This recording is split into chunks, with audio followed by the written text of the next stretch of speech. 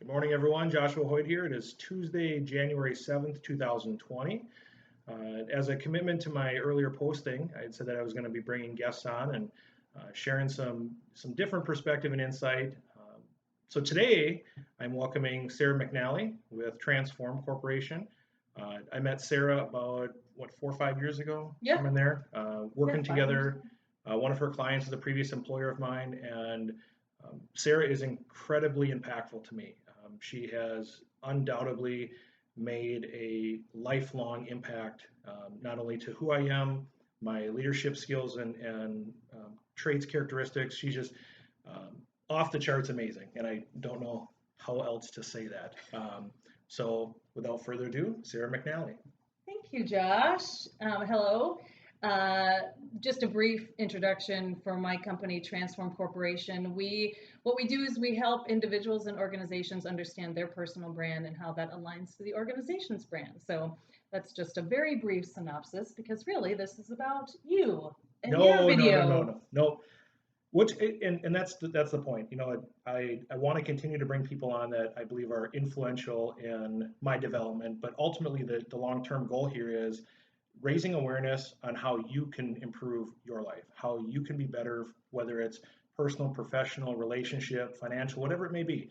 Um, I think it's easiest for me to show you how I changed and how this affects me on a daily basis, and your takeaway would be to continue to look at that and work on it. So, some questions that I came up with for Sarah prior to recording this here, just some things that, when I look at Sarah and I look at her company and her development personally, I correlate it to what I'm going through right now. She's in a position that I would aspire to be in, and have an organization that can do the work she's doing every day. So, can you explain how your why is different today from where it was, whether it be 5 years ago, basically when you started your business or got into the role that you're in? How does your why differ today from there? Well, it's been almost 12 years since I started the business with my dad. And so I think probably just a natural evolution of getting older and gaining experience. And then, which is, that's a whole other story and a long story of about even becoming the CEO of Transform because I got to make that decision and choose that for myself. So I think my why is probably more clear to me now than it was 12 years ago when we started our business. And that really is about helping, my why is about helping other people understand their purpose and how much they matter. And that was always part of the work that we did, but my own personal evolution was really understanding that for myself. And part of any entrepreneurs who are out there and like yourself to keep going because it's not easy to be an entrepreneur, but it's not easy to be an individual contributor at an organization either. When you understand that you have a purpose, that you have something to contribute, that makes everything so much better. And so when things are challenging, it becomes your North Star. It's your compass. So you can go through challenges, and we do, and we always will, but if you know what your purpose is, that can guide you back into the right direction. So Absolutely. so it's clarity about my why is how it's different. So eloquent. I love it. Well, I practiced. You sent me the questions ahead of time, and I didn't. No, I'm kidding. I didn't practice. All good. Um, Explain a little bit about how you view leadership influence, and why it's so important for everyone. Why, you know, I will I'll say I'm a leader. I believe that I lead other people. I believe that I influence other people, but a lot of people don't. The average person sits there and says, "I've got a job. Involved with the community," but they don't see themselves as a leader. You think differently, though. Explain why you think, or why you view that leadership influence as being so important to everyone. I think that we are all influencing people at all times, and another word you could use is impact. We Hmm. all of our actions and behaviors impact other people. And so, if we have so say you're a leader in an organization. So, when I'm working with a leader in an organization to help them be more effective, the opportunity is for them to become more aware of their impact on someone else based on their actions and behaviors. So a leader could say, I want to be seen as a go-to resource. I want to be seen as a teacher, but for some reason, I don't know if I'm actually being perceived that way or having that impact. And so they get the opportunity is to look at, well, how am I showing up that is either contributing to the way I want to be perceived or detracting away from the way I want to be perceived. But that is true for anybody. So whether you're a leader in an organization, whether you're an individual contributor, whether you're an entrepreneur, whether you are someone who's contributing in another way and you're not in the workforce, we are all impacting other people. I mean, I work with teenagers, and that's part of my message to them as well, is having awareness of how we impact other people is so important, because then that's when we can understand how we can influence a situation. So, like for teenagers, for them to understand that they could influence their parents, in a Mm-hmm. way to make a decision that is beneficial to them, to have awareness around, their actions and behaviors. If they're asking to use the car, or they want to go to a concert or something like that, they will have greater influence in a positive way to influence the decision in the way they want it, in having that sense of, well, how do I need to ask, what information do I need to provide to my parents that will create a situation where they're going to say yes. And that's true. So then you translate it back to work. I want to get someone who reports to me. I need to have people achieve a goal. Well, how do I need to communicate, or and me show up in a way that is going to, uh, create that behavior? Right. So one of the things that we say is leadership is not about what you do to others. It's actually about what you do to yourself so that you can be for others. That's true leadership. Right. So, No. See, that's why she's amazing. I I, I hope that makes sense. it absolutely did to me. Um, Explain how you challenge yourself as part of your ongoing improvement. So, entrepreneur, by all accounts, a definite leader, influence of others. Um, how do you do it? Like, how do you every day? And I know we've talked a little bit about personal stuff, but it just broad strokes. Like, how do you do it? Well, I would say that, in terms of how do I challenge myself? So I think that life is challenging enough. Right? I think, life is challenging enough. Entrepreneurship is challenging enough. How I improve is through my practice, which is really self-reflection. And um, so when I'm experiencing a challenge, I have an opportunity to think about how I'm thinking about the challenge. So I'm going to have a challenge no matter what. We always are. But how I respond to that challenge is part of my self improvement.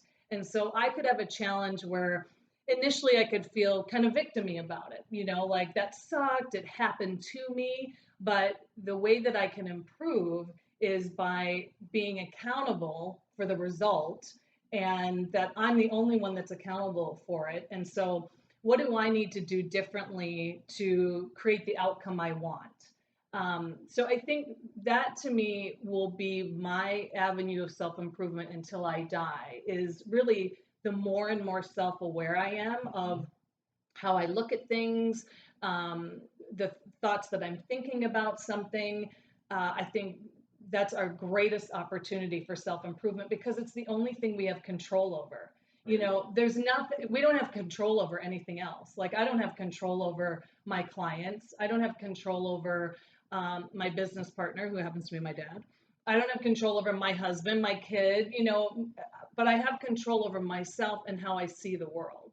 And Right. so I will forever be working on that part of myself to really understand how my filter is contributing to how I'm experiencing life. See, and I remember one of the most, to me, one of the most impactful things was when you when we were working with Apple and you were talking about that, it was recognizing your blind spots.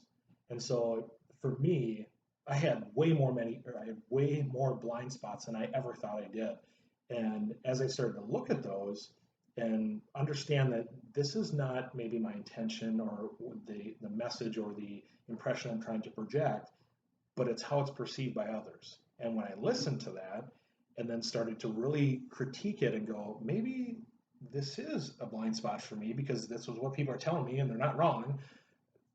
Oh my gosh, like the ongoing improvement that takes place, it's unbelievable. But it's the awareness piece, right? It's Totally. that constant push, and I just that was very impactful for me. So I I think wanted to that's a forget great that and go, example because what I think happens when you have a willingness to acknowledge your blind spot, because we all have them, mm-hmm, and so often what can happen is we feel a lot of shame about them or guilt or defensiveness. But when we own them, something happens to people right, who we're working with or we're in a relationship with. When we own our blind spots and we're accountable, it's disarming. It's, and it almost gives someone else permission to say, I have blind spots too. It gives them permission to feel compassion towards you. And you actually have influence in that situation. right, So it's such an important piece of it to, so I'm going to flip the interview on okay, you when you talk about that, yeah. like how did you ever experience defensiveness when looking at your blind spots? Oh, absolutely. I mean, as someone who, as I gauged it, was successful in certain positions and had more influence over others and the organization and involved in the decision making process. There's a call it an ego, right? So of course I'm proud and I know, and I go back to even one of my very first positions, early 2000s. Um, one of my first mentors said, "Control what's inside the box, not outside the box." And it's about you. And I would get very defensive because well, no, this is working. I've implemented this. This is working. What do you mean I need to improve on it and it needs to change? Well, but this is what's happening over here. No, no, no, no. It's denial. You don't hear it. You don't want to see it because you take it as a personal shot. Like I'm not as good as I think I am, Right. or I'm not performing at the level or meeting my potential that someone else sees in me. And it's hard. There's a level of humility that you have to go through to say maybe what I perceive as being right isn't the way that it's being perceived by others. Mm-hmm.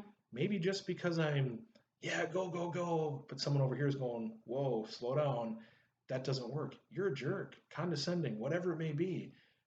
If that's the message that was being delivered unintentionally, yeah, you have to have that awareness. You have to recognize that blind spot because otherwise, I think you push people away. They stop listening to your message. There's no relevance. You for sure have an erosion in trust, reliability, like everything. It just, I don't think, my personal belief is I don't think you can reach your potential and be your full self unless you have the ability to recognize your blind spots. You Mm-hmm. have to look at them Mm-hmm. and just understand that I might not decide what my blind spots are. Someone else is going to tell That's me what they what call they are. blind spots. Yeah, yeah. You I can't can't. see them. I have no say. Like if Yeah. someone says X, it is what it is, and you roll with it and work on it. It's a So big what have deal. you noticed in your career and in your life when, moving to a place of humility and an ability to acknowledge your blind spots? How has that changed your relationships? Personally and professionally are different because I personally my circle has gotten a lot smaller. Over the years, I've had a lot of interactions with people that um, I have now I now understand it's not genuine.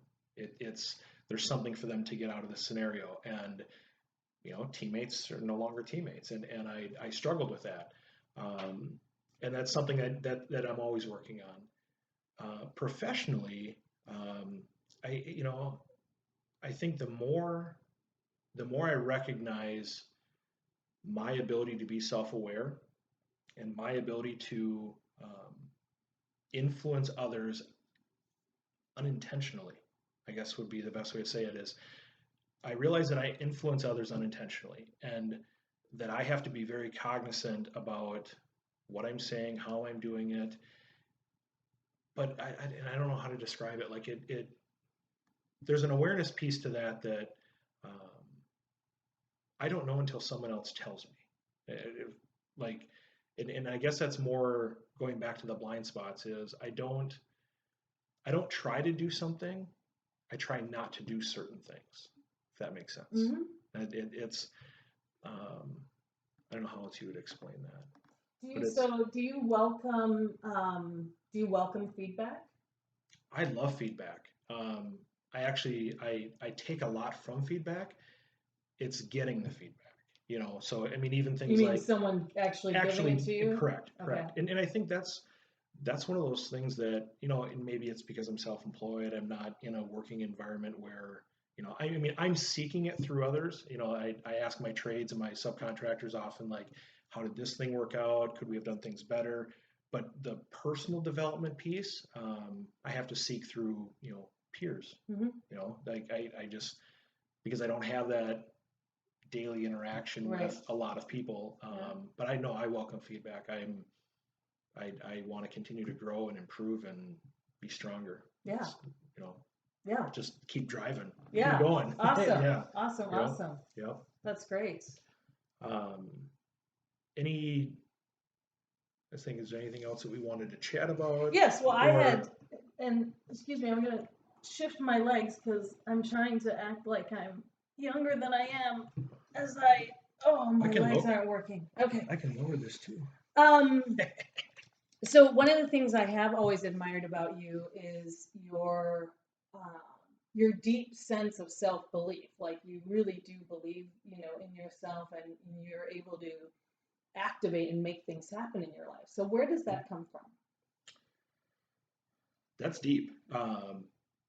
And for me, it comes from, and without it sounding like a poor me, like my childhood, my growing up, going through school, um, it was what it was, and I had control over certain things.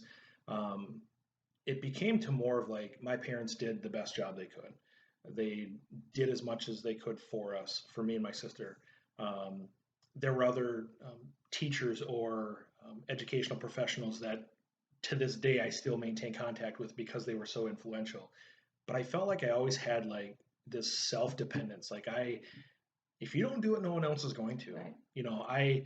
I was going to get a meal at school. I was always going to get one, whether it was reduced or my parents had it or it was free. I was going to eat, but I wanted more.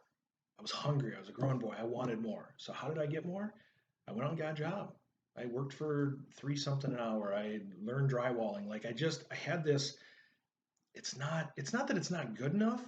It's not enough for me now in this place, and that's just a like you said, at the end of the day, like I have to own me. Mm-hmm. I can't affect anyone else. I can't tell, hey, you have to do this. No, I own me. And if I want more and I want to achieve more, like I have to do it. Mm-hmm. No one's going to go through my work stuff. No, I can pay someone, but no one's just going to go through it and make it happen and everything is great. Um, I have to be my own biggest fan. Mm-hmm.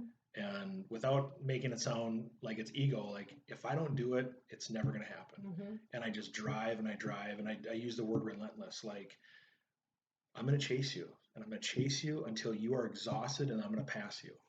And I'm going to lap you and I'm going to lap you again and again. And I'm relentless on everything and sometimes to a fault. Like I grind so hard sometimes that it's my personal relationships fail. Whether it's with my wife or my kids or friends, like I put that second to city related or community organizational stuff. It can be a fault. And so having that greater blind spot now of don't drive so hard, don't push so hard, take your foot off the gas. Mm-hmm. Eventually something's going to break, but I just I just go. Yeah. I don't know any other way than to just put it to the floor and go and try to be as efficient as possible with it. Yeah. And it's exhausting for some people to be around. I get it, but That's how I'm wired. Well, I was just going That's to ask, that self-reliance is such a strength, so and, some people use the word superpower. I think that can be overused these days, mhm. but sometimes they can also hinder us, so when does your self-reliance get in the way?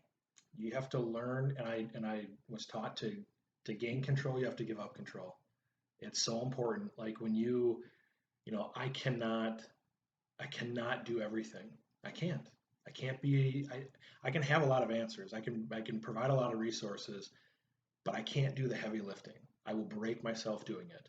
Um, even this last weekend, we've got this deal going on in town where we've lost our grocery store, and um, we set up some rides. So we had two residents that needed rides. Well, we had three drivers, myself included.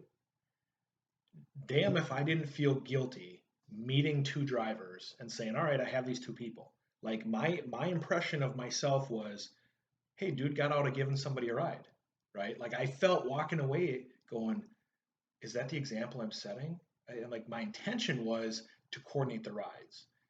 If no one else is available, I'm going to do it. But I had two people that wanted to volunteer, so I wanted them to make sure that their time was just. But I walked away from that feeling like, uh, did that look bad? And Mm, I'm super critical. Like I'm very, and I'm sure, Allie and Marla will go, no, no, we're good. Like I don't know what you're worried about, but I do because I am so critical.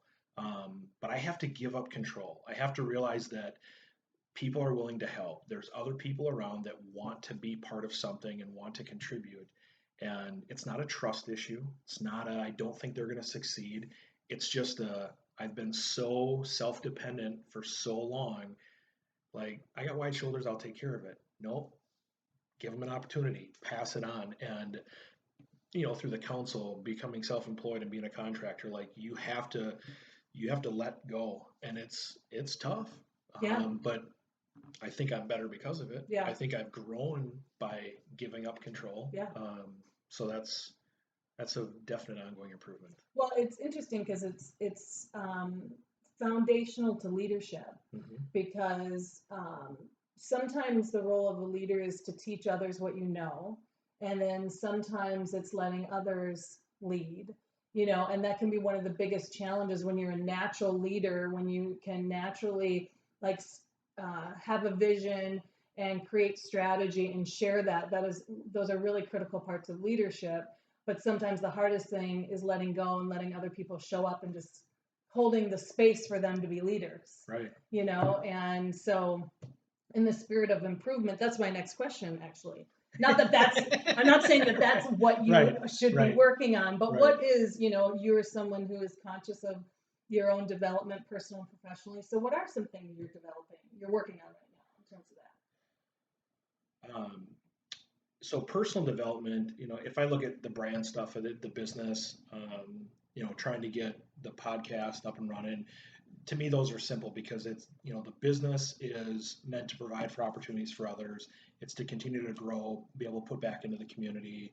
The podcast is getting more content out, greater awareness, but ultimately, like, my ongoing improvement is just refining the things that I've learned over the last, well, my entire life, but more specifically my professional career in the last 20 years. It's easy to say, like, I want to influence others. It's how are you doing it in the most effective manner? So is it through message? Is it through application? Is it through timing? Because it's not just what you say, how you say it, it's when you say it. Catching people at the wrong time, not, again, could be a blind spot. Are you projecting, or are you putting information out there for someone to take at their leisure and in what amount they want? Um, but I'm trying to be a much better listener. I think my active listening is significantly better than it was 5 years ago. Um, but being a better listener, and then I think having better work-life balance. That's a big thing. Is and we talked about it, Apple is a huge point. Is I understand that there's two buckets. There's professional and there's personal. Some days are going to be 100 and a 0. Other days are going to be 0 to 100. It's going to go 70-30, 30-70. Some days it's 50-50. Balance is not having equal parts and equal buckets on the same day. that? It's making sure that they don't tilt to one side for too long, Mm-hmm. or it's constantly out of balance. And so I'm working a lot with my time with my kids and with my spouse, and just trying to make sure that that's not fractured or I'm missing there, because if I am, I mean, who cares what I accomplish if I don't have healthy relationships with my spouse, with my kids? The rest of it's, immaterial and irrelevant to me. But that's a big piece. It's Mm-hmm. just working on the personal, just you know, again, listening, being compassionate, and just being a better person in general. Mm-hmm. Positivity, like I've never been more optimistic or positive. I'm tuning out more and more the negativity. I'm to the point now where like I'll hear it, but I don't even listen to it. I Mm-hmm. don't. I used to engage and try to defend. Now I don't even bother. It's energy spent that could be elsewhere. Mm-hmm. Um, so that's gonna be a huge focus for this year, Yeah. big time. Yeah. Because I like to challenge. Like I like to engage and try and flip people over and get them to see that side. And it's like, no, it's here. This is what it is. Yeah. And I move on. So, Yeah. um, yeah, but either way, it's going to be exciting. Totally. I'm stoked. It's going to be a great year. Yes, it Great is. year, great podcast. Absolutely. Got to work on some equipment, and it'll come. It'll come. It's And just, this chair needs to be higher.